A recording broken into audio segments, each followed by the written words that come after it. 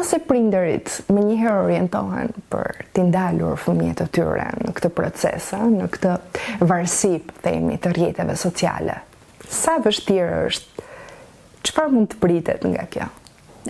Tendenca është që fëmija apo adoleshenti të bëjnë reagimin e kundërt.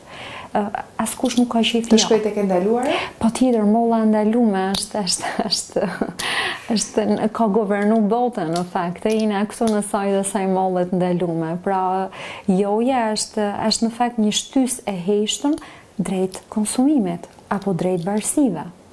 Pra ne them më mirë ta diskutojmë se sa ta ndalojmë. Çfarë bën të veçantë rolin e mjekut dhe terapistit për të hequr dorën nga varësia?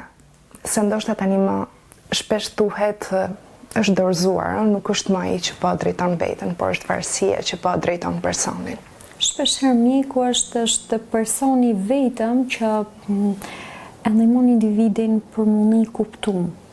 Pra, në qoftë se një individ e ndjen veten të kuptuar nga mjeku, nuk e ndjen veten të stigmatizuar, sepse shpeshherë individët stigmatizohen nga shoqëria, edhe nga familja, nga mungesa e informacionit, nga padia, nga dhimbja shumë e madhe.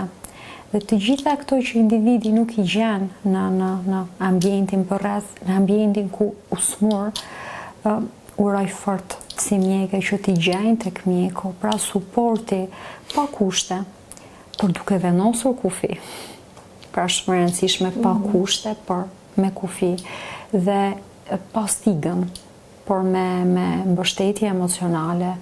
Me besim. Me besim pa tjetër dhe me mos gjykim të relapseve. Shpeshherë relaps do të thotë rikthim në konsumim dhe shpeshherë individi mendon që çdo gjë mori fund, në qoftë se unë bëj një relaps, unë rikthehem në konsumim kokainet mas një viti abstinence. Dhe një mjek suportues e pranon këtë relaps dhe jep dorën pacientit për vazhdu procesin e rehabilitimit.